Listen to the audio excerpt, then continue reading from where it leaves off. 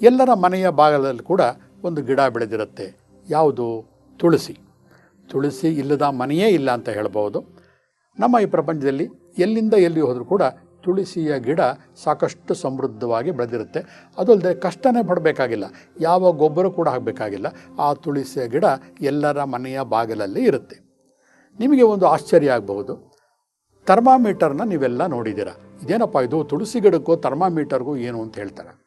ನೋಡಿ, ಥರ್ಮಾಮೀಟ್ರ್ ಏನು ಮಾಡುತ್ತೆ? ಥರ್ಮಾಮೀಟ್ರು ಬಾಯಲ್ಲಿಟ್ಟಾಗ ಅಥವಾ ದೇಹದ ಮೇಲೆ ಇಟ್ಟಾಗ ನಮ್ಮ ದೇಹದ ಟೆಂಪರೇಚರ್ನ ತೋರಿಸುತ್ತೆ. ಅದು ಒಂದು ಉಪಕರಣ, ಹೌದಲ್ವಾ? ಹಾಗಾದರೆ ಜ್ವರನ ಹೋಗಿಸುತ್ತಾ? ಇಲ್ಲ, ಒಂದು ಟೆಂಪರೇಚರ್ ಅಳೆಯುವಂತಹ ಒಂದು ಮಾಪಕ. ಹೇಗೆ ಸೈಂಟಿಫಿಕ್ ಆಗಿ ಒಂದು ಉಪಕರಣ ನಮ್ಮ ದೇಹದ ಶಾಖವನ್ನು ತೋರಿಸುತ್ತೋ, ಹಾಗೆ ಈ ಪ್ರಾಕೃತಿಕವಾಗಿ ಈ ದೇವರು ಅಂತ ಏನು ಹೇಳ್ತೀವಲ್ಲ, ಕಾಸ್ಮಿಕ್ ಎನರ್ಜಿ ಇದೆಯಲ್ಲ, ಆ ಶಕ್ತಿ ಈ ತುಳಸಿ ಗಿಡವನ್ನು ಈ ಒಂದು ಭೂಮಂಡಲದಲ್ಲಿ ಹುಟ್ಟಾಕಿದೆ, ಅದನ್ನು ಸೃಷ್ಟಿ ಮಾಡಿದೆ. ಏನಿದು ನೋಡಿ, ಒಂದು ಮನೆಯ ಬಾಗಿಲಲ್ಲಿ ಒಂದು ತುಳಸಿಯ ಗಿಡ ಇದೆ ಅಂತ ಇಟ್ಕೊಳ್ಳಿ. ಆ ತುಳಸಿಯ ಗಿಡಿಯ ಎರಡನೇ ಮುಖವನ್ನು ನಿಮಗೆ ಪರಿಚಯ ಮಾಡಿಕೊಡ್ತೀನಿ. ಒಂದು ಆರೋಗ್ಯದ ಆಯಿತು ಅಂದರೆ, ಇನ್ನೊಂದು ಆಧ್ಯಾತ್ಮಿಕ. ತುಳಸಿ ಗಿಡ ಯಾರ ಮನೆಯಲ್ಲಿ ಇರುತ್ತೋ ಆ ಮನೆಯಲ್ಲಿ ಏನಾರು ಆಚಾರ ಅನಾಚಾರಗಳು ನಡೀತಾ ಇದ್ದರೆ ಕಣ್ಣಿಗೆ ಕಾಣುವ ಹಾಗೆಯೇ ಆ ತುಳಸಿಯ ಗಿಡ ಒಣಗಿ ಹೋಗುತ್ತೆ. ಇದು ನಿಮ್ಮೆಲ್ಲರ ಅನುಭವಕ್ಕೆ ಬಂದಿದೆ ಬಂಧುಗಳೇ. ಆದರೆ ಎಷ್ಟೋ ಜನ ಅದನ್ನು ಗಮನಿಸೋದಿಲ್ಲ. ಕೆಲವೊಂದು ಪ್ರಾಕೃತಿಕ ಗಿಡಗಳು ಅಂತ ಹೇಳಿದ್ನಲ್ಲ, ತುಳಸಿ ಗಿಡ ಮನೆಯ ಮುಂದೆ ಇರುತ್ತೆ. ಆ ಮನೆಯಲ್ಲಿ ಏನಾರು ತುಂಬ ಮೋಸ, ಅಚಾತುರ್ಯ ಅಥವಾ ಈ ಬ್ಲ್ಯಾಕ್ ಮ್ಯಾಜಿಕ್ ಇರ್ಬೋದು, ಅಥವಾ ನೆಗೆಟಿವ್ ಎನರ್ಜಿ ಅಂತ ತಗೊಳ್ಳೋಣ, ಅಥವಾ ಸುಳ್ಳು, ಮೋಸ, ತಟಪಟುಗಳು ಆ ಮನೆಯ ಓನರ್ ಅಂತ ಏನು ಹೇಳ್ತೀವಲ್ಲ ಮಾಡ್ತಾ ಇದ್ದ ಪಕ್ಷದಲ್ಲಿ ಖಂಡಿತ ಆ ಮನೆಯಲ್ಲಿ ಎದುರುಗಡೆ ಇರುವಂತಹ ತುಳಸಿಯ ಗಿಡ ಅದು ಪ್ರವರ್ಧಮಾನಕ್ಕೆ ಬರೋದಿಲ್ಲ. ಎಷ್ಟೇ ಗೊಬ್ಬರ ನೀರು ಏನೇ ಹಾಕಿದರೂ ಕೂಡ ಕೆಲವೇ ದಿನಗಳಲ್ಲಿ ಅದು ಒಣಗಿ ಹೋಗ್ತಾ ಇರುತ್ತೆ. ಅಥವಾ ಅಂತರ್ಶುದ್ಧಿ ಇಲ್ಲದೆ ಬಹಿರ್ಶುದ್ಧಿ ಇಲ್ಲದೆ ಇರುವಂಥ ಜನಗಳು ಆ ಮನೆಯಲ್ಲಿದ್ದಾಗ ಆ ಗಿಡ ಒಣಗೋಗುತ್ತೆ. ಅಥವಾ ಅದನ್ನು ಪರೀಕ್ಷೆ ಮಾಡಬೇಕು ಅಂತಂದರೆ ಯಾವುದೋ ಒಂದು ತುಳಸಿ ಗಿಡದಲ್ಲಿ ಈ ನಾನ್ ವೆಜಿಟೇರಿಯನ್ ಫುಡ್ ಇಡುತ್ತಲ್ಲ ಅಂಥವನ್ನು ವಸ್ತುವಿನ ಹತ್ತಿರ ಇಟ್ಟಾಗ ಕೇವಲ 8-10 ಜನಗಳಲ್ಲಿ ಆ ಗಿಡ ಒಣಗೋಗುತ್ತೆ ಬಂಧುಗಳೇ. ಆಶ್ಚರ್ಯ ಆಗ್ಬೋದಲ್ವ? ಇದನ್ನೇ ಹೇಳೋದು ಪ್ರಾಕೃತಿಕ ರಹಸ್ಯ ಅಂತ. ಪ್ರಕೃತಿನಲ್ಲಿ ಈ ರೀತಿಯ ರಹಸ್ಯ ಭಂಡಾರಗಳೇ ತುಂಬಿ ಹೋಗಿದೆ. ಇದು ಒಂದೊಂದಾಗಿ ನೀವು ಅರ್ಥ ಮಾಡ್ಕೋತಾ ಹೋಗೋಣ. ತುಳಸಿ ಗಿಡೆಯ ಇನ್ನೊಂದು ಅನುಕೂಲ ಏನು ಅಂತಂದರೆ, ತುಳಸಿ ಗಿಡಕ್ಕೆ ಹಾಲು ಮತ್ತು ಸಕ್ಕರೆ, ಕೆಲವೊಂದು ತುಳಸಿಯ ಎಲೆಯನ್ನು ತಗೊಳ್ಳಿ, ಅದಕ್ಕೆ ಚೆನ್ನಾಗಿ ಮಸಾಜ್ ಮಾಡಿ ಅಥವಾ ಮಿಕ್ಸರಲ್ಲಿ ರಸವನ್ನು ತೆಗೆದು ಸ್ವಲ್ಪ ಹಾಲು ಸ್ವಲ್ಪ ಸಕ್ಕರೆಯನ್ನು ಹಾಕಿ ಕಾಫಿ ಮಾಡ್ದಂಗೆ ತುಳಸಿಯ ಕಾಫಿಯನ್ನು ಮಾಡಿಕೊಂಡು ತುಂಬ ಬಿಸಿ ಮಾಡಬಾರ್ದು, ಹಿತವಾಗಿ ಕುಡಿದಾಗ ದೇಹದಲ್ಲಿರುವಂಥ ಎಂತಹ ದಣಿವಿದ್ರೂ ಕೂಡ ಅದನ್ನು ಕ್ಷಣ ಮಾತ್ರದಲ್ಲಿ ಗುಣ ಮಾಡುವಂತಹ ಶಕ್ತಿ ತುಳಸಿಗಿದೆ. ತುಳಸಿಯ ಇನ್ನೊಂದು ವಿಶೇಷ ನಿಮಗೆ ಗೊತ್ತಿರ್ಬೋದು, ತುಳಸಿಯ ಬೇರಿರುತ್ತಲ್ಲ, ಗಿಡದ ಬೇರು, ಅದನ್ನು ನೀರಲ್ಲಿ ತಗೊಂಡು ಚೆನ್ನಾಗಿ ತೇದು ಚರ್ಮಗಳಿಗೆ ಹಚ್ಚಿದಾಗ ದೇಹದಲ್ಲಿರುವಂತಹ ನವೆ ಇರಬಹುದು, ಒಂದು ರೀತಿಯ ಕಜ್ಜಿ, ಸಣ್ಣ ಸಣ್ಣ ಸ್ಕಿನ್ ಪ್ರಾಬ್ಲಮ್ಗಳು ಕೂಡ ಗುಣ ಆಗುತ್ತೆ. ತುಳಸಿಗೆ ಆ ಒಂದು ಕ್ಷಾರತೆ ಇರುತ್ತೆ ಆ ಬೇರಿಗೆ. ಯಾಕೆಂದರೆ ಅಂತಹ ಒಂದು ಪ್ರವೃದ್ಧವಾದ ತುಳಸಿಯನ್ನು ರಕ್ಷಿಸಬೇಕಾದ್ರೆ ಬೇರು ಎಷ್ಟು ಕೆಲಸ ಮಾಡಬೇಕು, ಆ ಬೇರಿನಲ್ಲಿ ಆ ಒಂದು ಶಕ್ತಿಯನ್ನು ಆ ಕಾಸ್ಮಿಕ್ ಎನರ್ಜಿ ಹಿಡಿದಿಟ್ಟಿದೆ. ಸೊ ಅದನ್ನು ನಾವು ಉಪಯೋಗ ಮಾಡ್ಕೋಬಹುದು. ಹಾಗೆ ತುಳಸಿಯ ರಸ ಜೊತೆಗೆ ಮೆಣಸಿನ ಕಾಳಿನ ಪುಡಿ, ಪೆಪ್ಪರ್ ಅಂತ ಹೇಳ್ತೀವಲ್ಲ, ಸ್ವಲ್ಪ ತುಳಸಿಯ ರಸ ತಗೊಳ್ಳಿ, ಪೆಪ್ಪರ್ ಪೌಡರ್ನ ಸಾಮಾನ್ಯವಾಗಿ ಏನು ಮಾಡ್ತೀವಿ ನಾವು, ಹೊರಗಡೆ ಅಂಗಡಿಯಲ್ಲಿ ಸಿಗುವಂತಹ ರೆಡಿಮೇಡ್ ಪೌಡ್ರನ್ನ ತರ್ತೀವಿ. ಅದು ಇಲ್ಲಿ ಬೇಕಾಗಿಲ್ಲ ಬಂಧುಗಳೇ. ಆಗ ಆ ಕ್ಷಣದಲ್ಲಿ ಮೆಣಸನ್ನು ಅರೆದು ಪುಡಿ ಮಾಡಿದಾಗ ಅದರಲ್ಲಿರುವಂತಹ ಕಾರ್ಯಕ್ಷಮತೆಗಳೇ ಬೇರೆ. ಹಾಗೆ ತುಳಸಿಯ ರಸ ಮತ್ತು ಮೆಣಸಿನ ಕಾಳಿನ ಪುಡಿ ಎರಡನ್ನು ಕೇವಲ 3 ಹೊತ್ತು 3 ದಿನ, ಬೆಳಗ್ಗೆ ಮಧ್ಯಾಹ್ನ ರಾತ್ರಿ ತಗೊಂಡಾಗ ಎಂತಹ ವಿಷಮ ಶೀತ ಜ್ವರ ಇದ್ದರೂ ಕೂಡ ತಕ್ಷಣವೇ ದೇಹದ ಇಳಿದೋಗುತ್ತೆ.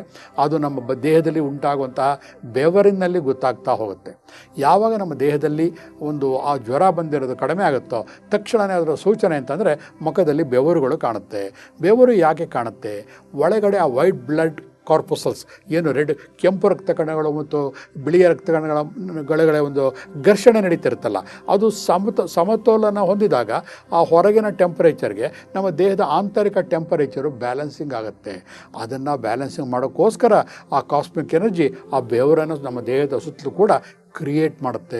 ಆ ಬೆವರು ಕ್ರಿಯೇಟ್ ಮಾಡದೆ ಹೋಗಿದ್ದಿದ್ರೆ ಚರ್ಮಗಳೆಲ್ಲ ಒಡೆದು ರಕ್ತ ಬರಬೇಕಾಗಿತ್ತು. ನೋಡಿ, ಕಾಸ್ಮಿಕ್ ಒಂದು ರಹಸ್ಯಗಳು ಇಷ್ಟು ಚೆನ್ನಾಗಿ ಅಡಗಿದೆ. ನಾವು ಸುಮ್ಮನೆ ಏನೋ ತೊಗೋತೀವಿ, ಬೆವರು ಬಂದ್ಬಿಡ್ತು ಅಂತ ಹೇಳ್ತೀವಿ. ಸುಮ್ಮನೆ ಬೆವರು ಬರೋದಿಲ್ಲ. 1000 ಅಡಿ ಪೈಪ್ ಹಾಕಿ ನಾವು ಡ್ರಿಲ್ ಮಾಡಿದ್ರೆ ನೀರು ಬರದೇ ಇರುವಂತಹ ಈ ಬಂಜರು ಭೂಮಿಗಳಲ್ಲಿ ಕೂಡ ನಾವು ಈ ಮೆಣಸಿನಕಾಳು ಖಾರ ತಿಂದಾಗ ಹಣೆಯಲ್ಲಿ ನೀರು ಬರುತ್ತೆ ಅಂತಂದರೆ ಈ ಪ್ರಕೃತಿಯ ರಹಸ್ಯ ಎಷ್ಟು ಆಶ್ಚರ್ಯವಾಗಿದೆ ಅಲ್ವಾ ಬಂಧುಗಳೇ. ಎಷ್ಟು ಇಂತಹ ವಿಷಯಗಳನ್ನು ನೀವು ಅರ್ಥ ಮಾಡ್ಕೋಬೇಕು. ಕೆಲವು ಗ್ರಂಥಗಳು ಕಥೆಗಳ ಕಾದಂಬರಿಗಳನ್ನು ಓದ್ಬೋದು, ಅದರಿಂದ ದೇಹಕ್ಕೆ ಏನೂ ಉಪಯೋಗ ಇಲ್ಲ. ಆದರೆ ಪ್ರತಿ ಕ್ಷಣದಲ್ಲೂ ಕೂಡ ನಾವು ತಿನ್ನುವಂಥ ಆಹಾರ, ನಾವು ಬಳಸುವಂಥ ವಿಷಯಗಳ ಬಗ್ಗೆ ಜ್ಞಾನವನ್ನು ವೃದ್ಧಿ ಮಾಡ್ಕೊಳ್ಳೋದ್ರಿಂದ ಮಾತ್ರ ನಮಗೆ ಅದರಿಂದ ಸಹಕಾರಿ ಆಗುತ್ತೆ. ಹಾಗೆ ನಾವು ನೇಚರಿಗೆ ಹತ್ತಿರ ನಾವು ಬದುಕೋಕ್ಕೆ ಸಾಧ್ಯ ಆಗುತ್ತೆ ಬಂಧುಗಳೇ. ಎಷ್ಟೋ ಸತಿ ನಾವು ಜ್ಯೂಸ್ಗಳನ್ನು ಕುಡಿತೀವಿ, ಹಣ್ಣಿನ ರಸಗಳನ್ನು ಕುಡಿದ ತಕ್ಷಣ ನಾವು ಏನು ಹೇಳ್ತೀವಿ, ನನಗೆ ಆಸ್ತಮಾ ಇದೆ, ನನಗೆ ಎದೆ ಕಫ ಬಂದುಬಿಡುತ್ತೆ, ನನಗೆ ಕೆಮ್ಮು ಬಂದುಬಿಡುತ್ತೆ ಅಂತ ಹೇಳ್ತಾ ಹೋಗ್ತೀವಿ. ತಪ್ಪು. ಹಣ್ಣಿನ ರಸದಲ್ಲಿರುವಂತಹ ಶಕ್ತಿ ವಿಟಮಿನ್ ಸಿ ಇದ್ದೇ ಇರುತ್ತೆ. ಆದರೆ ಅದರಲ್ಲಿರುವಂತಹ ದೋಷವನ್ನು ತೆಗೆಯೋದಕ್ಕೋಸ್ಕರ ಪೆಪ್ಪರ್ ಪೌಡರ್ನ ಹಾಕಬೇಕು. ಪೆಪ್ಪರ್ ಪೌಡರ್ನ ರೆಡಿಮೇಡ್ ಹಾಕಿದ್ರೆ ಏನೂ ಆಗೋದಿಲ್ಲ. ಆಗ ಅಲ್ಲಿ ಕ್ರಷ್ ಮಾಡಿದಂತಹ ಪುಡಿ ಮಾಡಿದಂತಹ ಮೆಣಸಿನ ಕಾಳಿನ ಪುಡಿಯನ್ನು ಹಾಕಿದಾಗ ಅದರ ಸ್ವಾದನೇ ಬೇರೆ, ಅದರ ಒಂದು ಘಮನೇ ಬೇರೆ. ಅದನ್ನು ಔಷಧೀಯವಾಗಿ ನೀವು ತಗೋತೀರ. ಏನೇ ಫ್ರೂಟ್ ಜ್ಯೂಸ್ ಪೆಪ್ಪರ್ ಹಾಕಿ ಅದನ್ನು ಉಪಯೋಗಿಸಿ ಆವಾಗ ನೋಡ್ತೀರಾ. ಹಾಗೆ ಪಪ್ಪಾಯಿ ಕೂಡ ಹಾಗೆ ತಿನ್ನುವುದಕ್ಕೆ ಬದಲು ಪೆಪ್ಪರ್ನ ಹಾಕಿ ತಿಂದಾಗ ಅಥವಾ 2 ಸ್ಪೂನು ಜೇನುತುಪ್ಪವನ್ನು ಹಾಕಿದಾಗ ಅದರ ಔಷಧೀಯ ಗುಣಗಳು 100 ಪಟ್ಟು ಜಾಸ್ತಿ ಆಗುತ್ತಾ ಹೋಗುತ್ತೆ ಬಂಧುಗಳೇ. ಬೇರೆ ಇನ್ನೇನು ಹೇಳ್ಬೋದು ನಿಮಗೆ? ಇನ್ನೊಂದು ಆಶ್ಚರ್ಯ ಇರ್ಬೋದು ನಿಮಗೆ. ಬರೀ ದೈಹಿಕವಾಯಿತು. ಹಿಂದೆ ಒಂದು ಕಾಲದಲ್ಲಿ ಮಾಡ್ತಾಯಿದ್ರು, ತುಳಸಿಯ ಎಲೆಗಳನ್ನು ಒಣಗಿಸಿ ನಶ್ಯವನ್ನು ಮಾಡ್ತಾಯಿದ್ರು. ನಶ್ಯ ಅಂದರೆ ಪುಡಿ. ಆ ನಶ್ಯವನ್ನು ತಗೊಳ್ಳೋದ್ರಿಂದ ಆ ಆಕ್ಷಿ ಅಂತ ಬರುತ್ತಲ್ಲ, ಆ ಒಂದು ಆಕ್ಷಿ ಬಂದಾಗ ದೇಹದಲ್ಲಿರುವಂತಹ ಯಾವುದೇ ನೆಗೆಟಿವ್ ಎನರ್ಜಿ, ಭೂತ ಪ್ರೇತ ಪಿಶಾಚಿಗಳು ಕೂಡ ಹೊರಟೋಗುತ್ತೆ.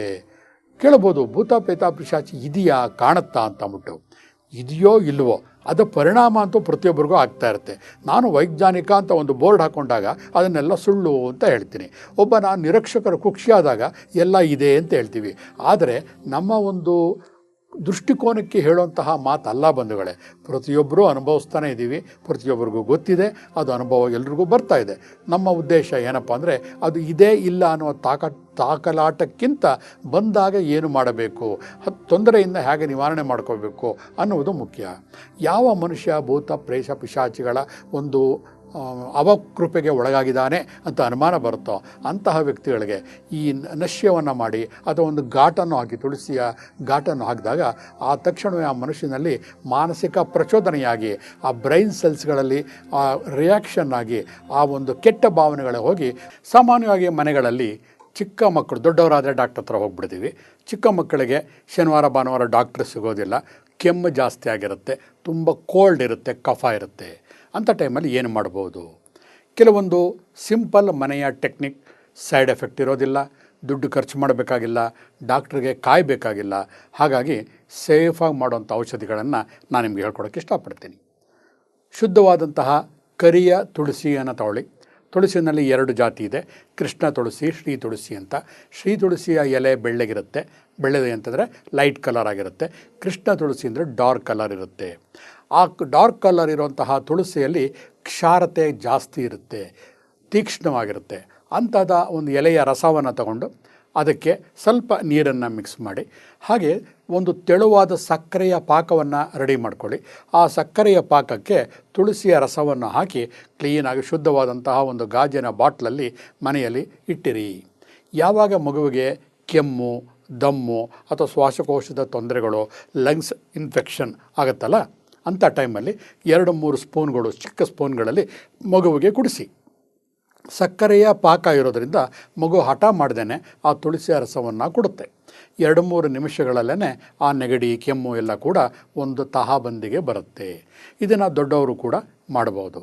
ಅಷ್ಟೇ ಅಲ್ಲ, ತುಳಸಿಯ ಗಿಡವನ್ನು ನೇರವಾಗಿ ಕಟ್ ಮಾಡಿಕೊಂಡು ತಗೊಂಡು ಬಾಯಲ್ಲಿ ಹಾಕಿ ಅಗಿದು ಜಗಿಯುವುದರಿಂದ ಬಾಯಲ್ಲಿರುವಂತಹ ದುರ್ವಾಸನೆ ಕೂಡ ಹೋಗುತ್ತೆ.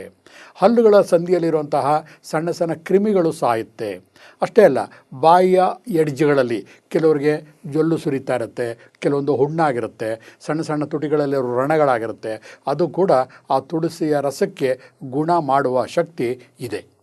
ಅದನ್ನು ದೊಡ್ಡವರು ಕೂಡ ಮಾಡಬಹುದು.